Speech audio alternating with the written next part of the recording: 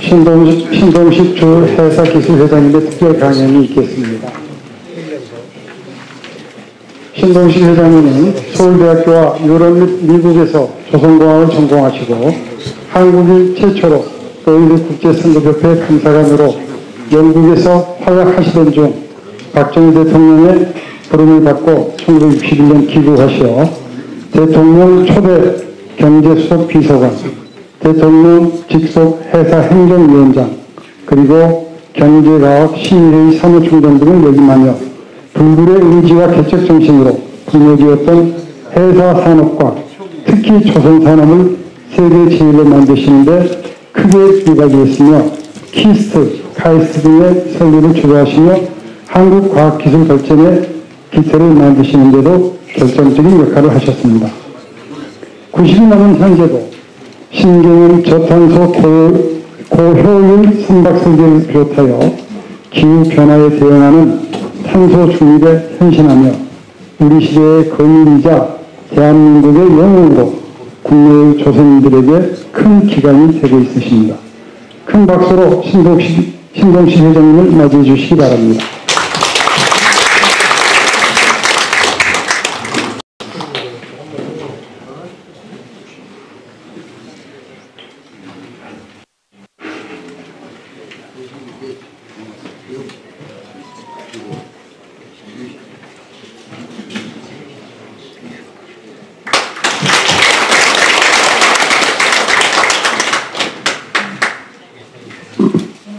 지금 소개받은 신동식입니다. 존경하는 최은희 총재님, 그리고 대한민국을 해양강국으로 발전시키기 위해서 그동안 노력해오신 우리 해양연맹의 활동에 대해서 꾸준히 열심히 응원해 주시는 우리 최재형 의원님, 그리고 윤재가 의원님을 비롯한 동료 의원님 여러분들, 그리고 오늘 이 자리에 특별히 초대되신 우리 해군연맹의 총재신 코모도 크리스 타운슨, 그리고 관계되는 여러 내 기빈 여러분, 오늘 이 자리에 오신 것을 환영하고 감사드립니다. 삼면이 바다인 대한민국을 해양강국으로 발전시키기 위한 2023년도의 마지막 해양연맹 세미나에서 해양산업 발전을 위한 총론적이고 결론적인 종합적인 이야기를 하는 이 모임에 저를 초청해 주시고 이야기를 하게 하는 이유는 아마도 제가 1950년 조선기술자가 되겠다고 서울대학교 공과대학에 입학한 이래로 오늘날까지 지난 73년간을 오직 한국의 해양산업 발전과 중화학공업 그리고 과학기술 발전을 가져온 일만을 하면서 90이 넘는 오늘날까지 외교를 살아오는 과정에서 여러 가지 경험을 토대로 한 이야기를 하라는 것을 이해하고 있습니다. 그간 여러분들 다 아시다시피 해양연맹의 여러 차례 회의를 통해서 많은 훌륭한 전문가들께서 부문별로 해양산업 발전을 위한 구체적이고 세부적인 좋은 말씀들을 많이들 하셨는데 제가 거기에 더해 말씀드린다는 것이 사족하다는 것 같아 오늘 이 자리에 서는 것을 사양하였으나 우리 최은희 총재님께서 되풀이된 간곡한 요청으로 제가 오늘 감히 이 단상에 서서 말씀을 드립니다. 그래서 옛날 얘기를 몇 가지 하는 걸로 내 얘기의 내용을 가늠할까 합니다. 여러분도 아시다시피 한국 동란이 일어난 1950년대 한국의 조선 해운 부산 산업은 정말 여러분들이 상상하기 어려울 정도의 원시적이고 다름없는 그러한 상황이었습니다. 그 당시 수산업에 소형 목선, 무동력선, 내의조한 연안호흡에만 의존하고 해운업은 일본 사람들이 남기고 간 중고선 조그만 배 몇 척 가지고 운항하는 게 고작이고 조선소는 거의 불모지나 다름없는 것이 1950년대 우리나라의 해운산업이 현황이었습니다. 이런 황무지나 다름없었던 한국의 해사산업이 오늘날 정의적인 고속성장을 거듭하여 조선산업은 세계 최고의 위치로 발전하였고 해운산업도 세계 5위로 발전하였으며 수산업 또한 세계적인 수준으로 눈부신 발전을 거듭하였습니다. 그리고 유엔의 국제해사기구의 IMO의 사무총장도 한국인이 선출되어 활발한 국제활동을 하고 있는 등 한국의 해사산업은 눈부신 발전을 거듭해서 세계 속에서 해양강국 한국의 위상은 아주 이젠 대단해졌으며 해양의 중요성은 아까 여러분들도 말씀하셨지만 두 번 다 그 중요성을 되풀이할 이유도 없이 아주 중요한 걸로 대두되고 있습니다.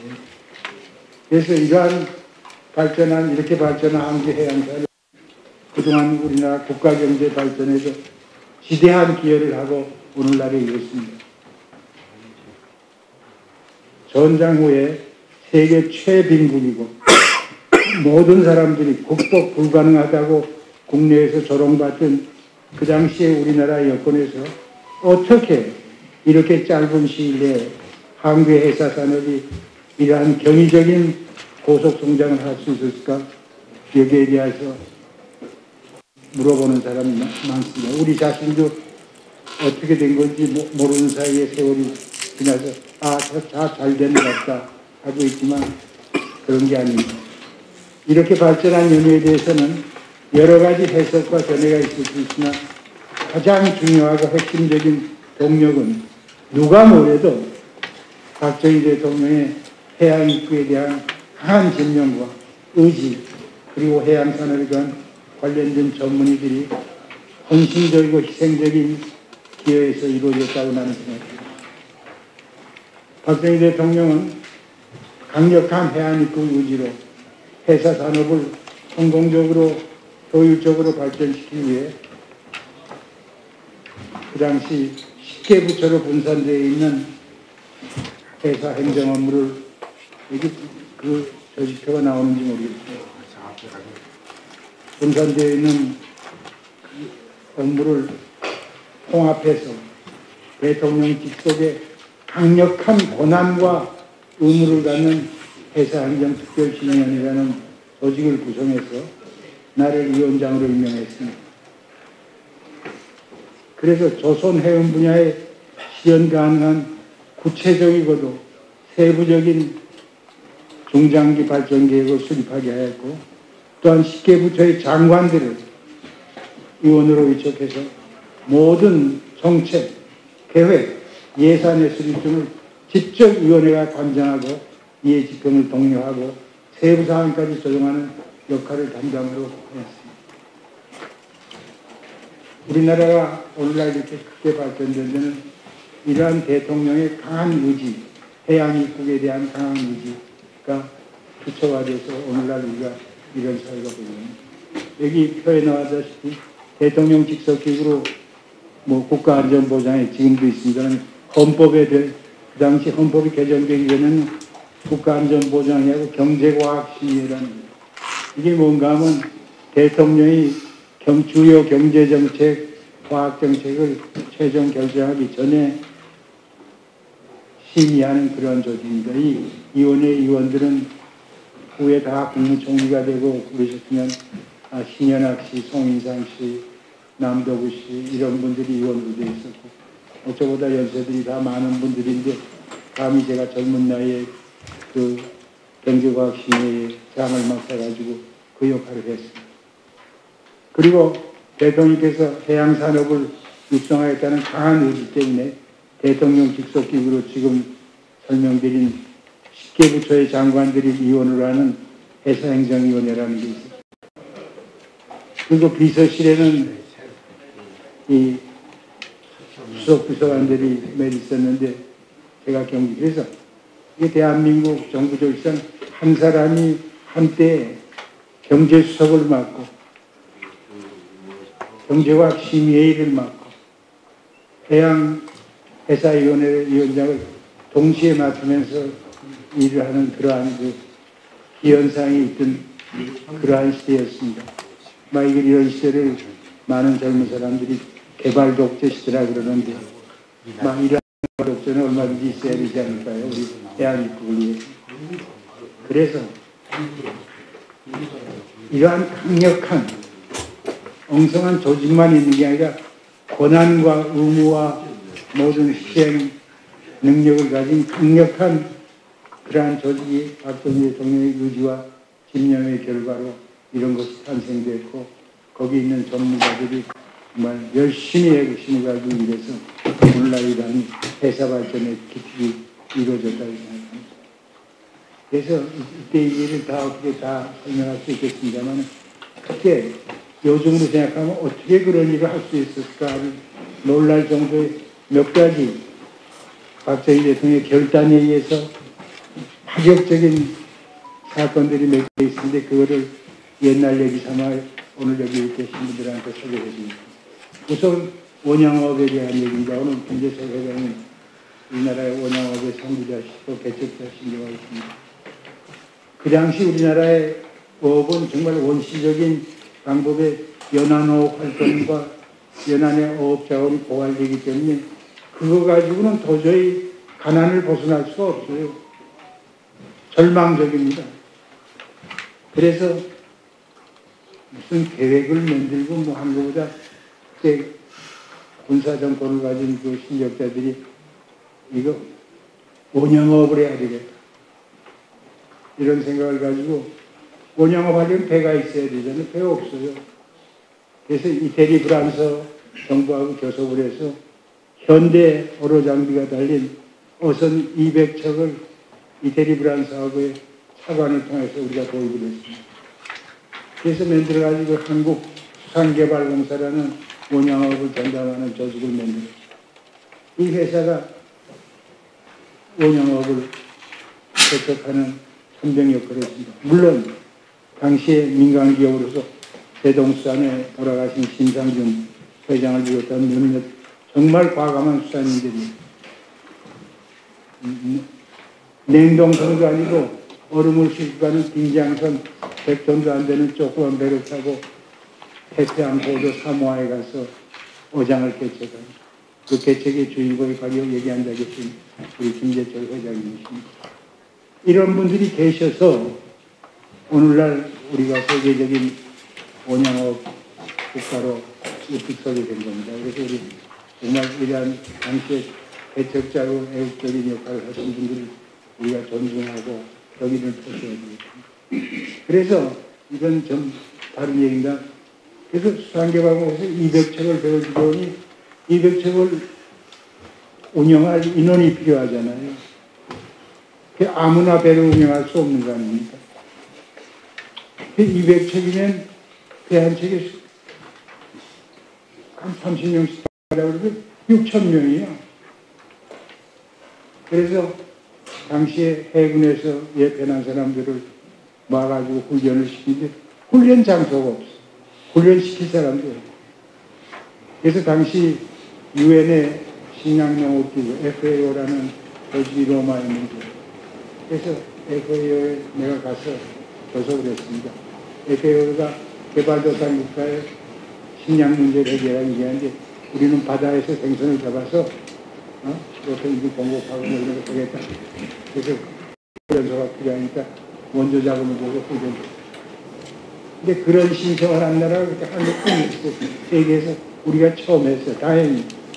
그래서 FAO가 그걸 크게 승낙해서 부산 영도에 있는 수산시험장 군내에다가 원양업 훈련소를 만들었어요.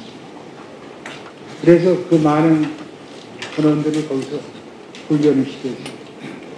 그래서 훈련해서 하면 배를 몰고 나가니까 해기사 면허가 있어야 될 거 아니에요. 그래서 해기사 면허를 주려고 그랬더니 해양대학 동문들이 데모를 했어요. 막 난리가 났어요.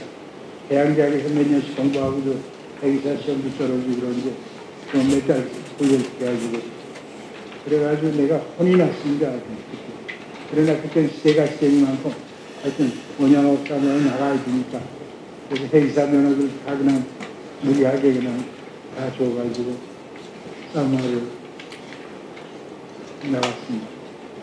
그런데 수산개발공사 사장을 국영기업씨가 임명해야 되는데 그때는 군인들께서 다 이렇게 할 테니까 육군의 고령이라고 부르는 이한림 장군이라고 있습니다. 일군 사령관장하고 이한림 장군을 고기 잡는 회사의 사장으로 임명합니다. 그래서 이분이 군대 수단가식으로 선원들을 후절시키고 절도 있게 이렇게 됩니다. 그래서 이제 일진이 사모아에 가게 됐는데 그때 제가 사모아를 갔습니다. 그래서 이건 여담입니다만 사모아에 총독하고 저녁을 먹는데 사모아 총독이 사모아에 맨 처음에 참치를 잡으러 온 사람들이 일본 사람들이래요. 근데 일본 선원들이 일본 배에서 내리는데 아무것도 안 없고 이게 밑에만 이렇게 가지고 일본 수모할 때 군도시라고 그러죠. 그것만 차고 깍깍대고 내려왔다. 그런데 한국은 일본의 식민지니까 이 사람들 하나 빨가벗고 내려올 거다. 그런데 웬걸 한국 상대방에서 선을 내가 도착했는데 딱 유니폼을 입고 말이지 척척척 그러는데 아주 자기가 놀랬다고 말이죠.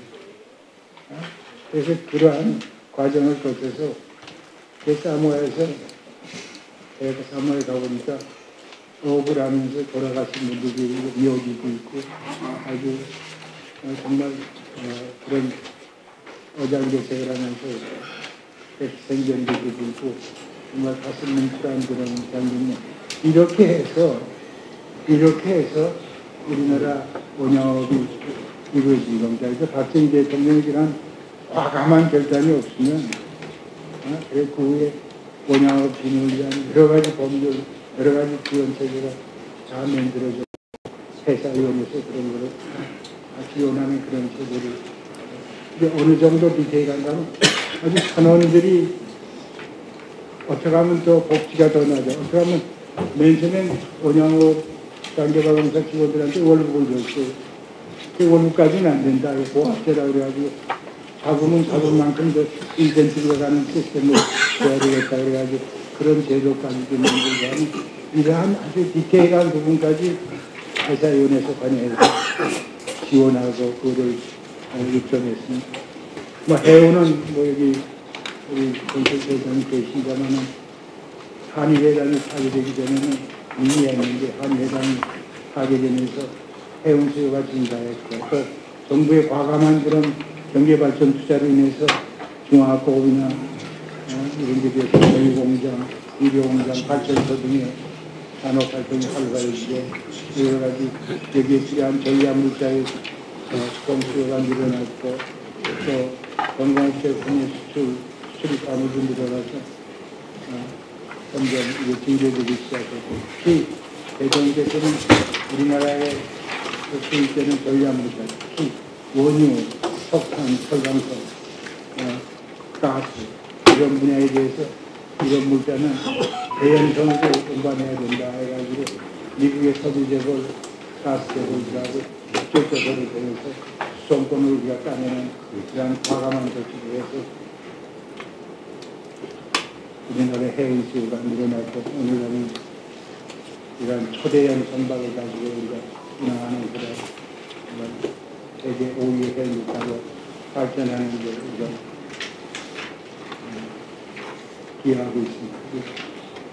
국영기업청 대한해운공사가 그렇게 많은 주도적인 역할을 했고 그 후에 정말 많은 경험을 쌓고 어려움을 극복해서 해기사들 주축에서 고려해운이라든지 강금상성이라든지 평화성등 민간업체들이 우리 해운을 오늘날 발전시키는 주역들입니다. 조선은 말할 것도 없고요. 뭐 아무것도 없었는데 계획조선은 저들 맹세한 여러 가지 했고 특히 대통령이 세계에 없는 초대형 조선소를 한개 만들지 않은 그러한 목표를 세웠습니다. 이게 얼마나 말도 안 되는 노름인가 하면 많은 사람들이 그때 우리가 조선하면 일본이 운다니까 일본이 하는 걸 따라서 하면 된다. 나는 그때 절대 반대했습니다. 일본 따라하면 한번 우리가 2등이야. 근데 그때 전 세계 경제 성장이 이런 속도를 했는데 생각에는 앞으로 경제 성장의 속도가 고속 성장이 될 거고, 그렇게 되면 해상 물동량도 기하급수적으로 늘어날 거고, 그렇게 되면 여태까지 5만 톤 그런 3만 톤 하던 배가 아니고 그거보다 더 큰 배, 30만 톤, 50만 톤 되는 그런 대형 고속화되고 승력화되고 있는 그러한 배가 필요하지 않을까. 그럼 당시에 그런 배를 들 수 있는 조선소가 세계 없습니다. 그래서 여러분들 조선소 가보겠지만 우리나라 새로 지은 현대, 삼성, 대우, 지금 하나라고 합니다만 거기에 조선소들은 어마어마한 다른 나라에 없는 그러한 그 조선시설을 가지고 있습니다. 그 당시에 일본의 미쓰비시가 가지고 있는 드라이 도크가 350m짜리 세계 시설이었는데 우리는 600m짜리, 폭이 140m 그런 그 모험적인 투기라는 겁니다. 여러분도 아시다시피 조선산업은 종합기계 조립산업이에요. 뭐 철강도 있고 뭐 기계도 있고 전자도 있고 다 있어가지고 그걸 토대로 자연 발생적으로 종합기계 조립산업이 발전하는 게 공식인데 우리는 이게 하나도 없어. 그래서 그때 역발상했다는데 조선을 하면 이런 수요가 일어나서 이것이 진작이 되지 않을까. 그러면 이런 제조기술이 발달되는 게 기술로 기술이 개발되고 다른 기술도 발달돼가지고 국가 경제 발전에 이바지 않게 될까 하는 아주 말도 안 되는 모험을 한 겁니다. 그때 많은 사람들이 말도 안 되는 얘기라고 내가 얼마나 중상을 갖고 모략을 받았는지. 그런데 국가의 운이 좋았고 학생 예성의 운이 좋았고 관여하는 사람들이 모두 열심히 했기 때문에 그 말도 안 되는 일이 이루어져서 오늘날 세계 제1의 조선 국가가 됐고 조선 관련 제품을 만드는 중견 기업들이 지금 약 500개가 세계 초인류 제품을 지금 만드는 나라가 됐습니다. 지금 부산에서 코마니라는 행사가 진행되고 있습니다.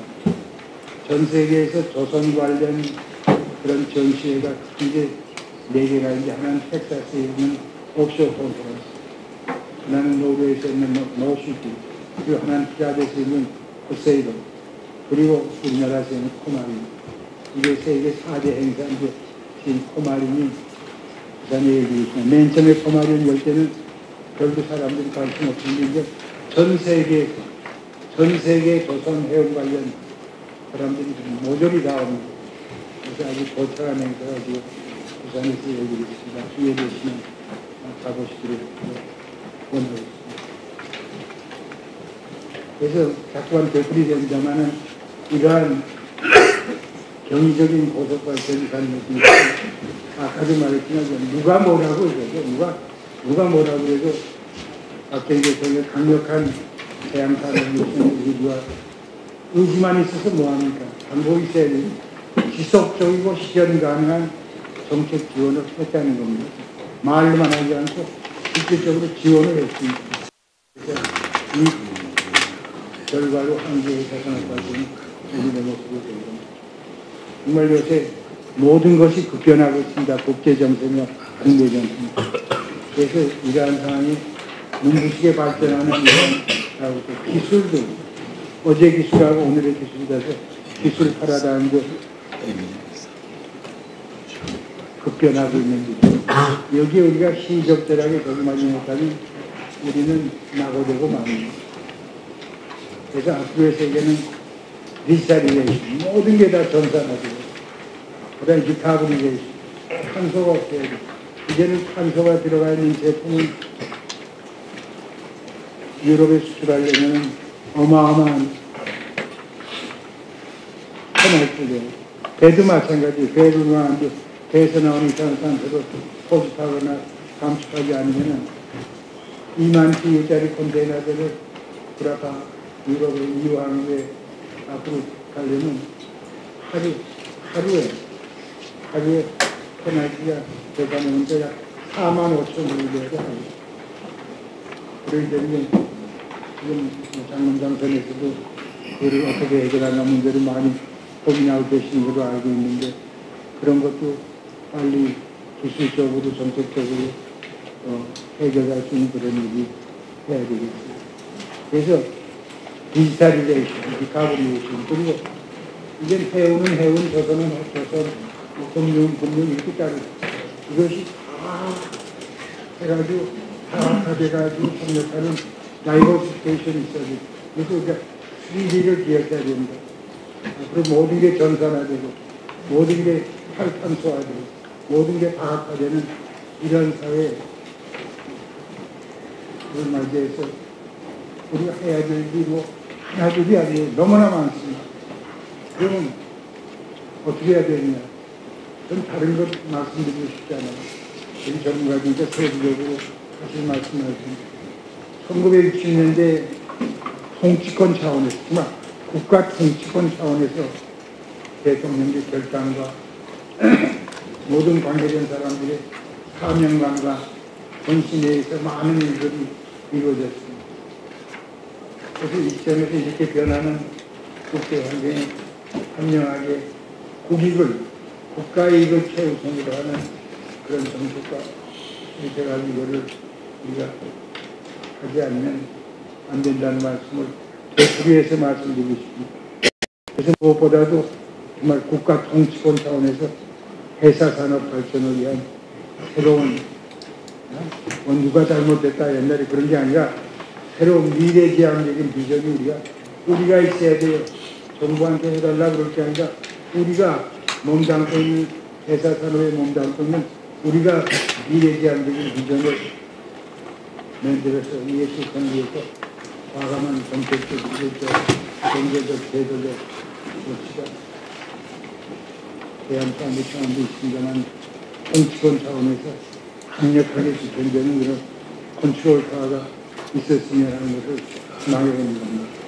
이러한 조치가 없으면 이렇게 급변하고 파악화되는 이러한 조치라는 것에서 우리가 당면하고 있는 이런 것들을 현명하게 대처할 수 하기가 힘들고 없지 않냐 하는 비관적인 생각입니다. 그래서 국가가 발전하느냐, 후퇴하느냐 이런 문제는 이런 개념기에 얼마나 국가 통치권자가 현명한 결단을 합리화에 달려있다고 합니다. 우리 모두 힘을 합해서 이러한 계획을 마련할 수 있도록 우리가 여기 앉은 우리들이 함께 노력해야 될 그런 시기라고 생각합니다. 이 자리에 모인 우리 해양 관련 일들을 종사하고 있는 바로 우리들이 그 중심지에서 역사의 사명감을 가지고 이러한 단합된 모습으로 미래지향적이고 과감한 전진을 해야 될 것이었습니다. 내가 너무 옛날 얘기고 추상적인 얘기에서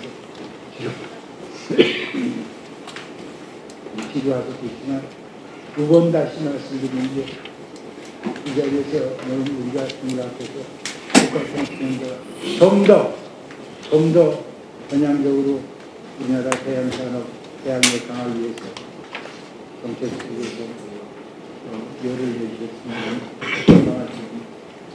지루한 얘기 들어주셔서 감사합니다.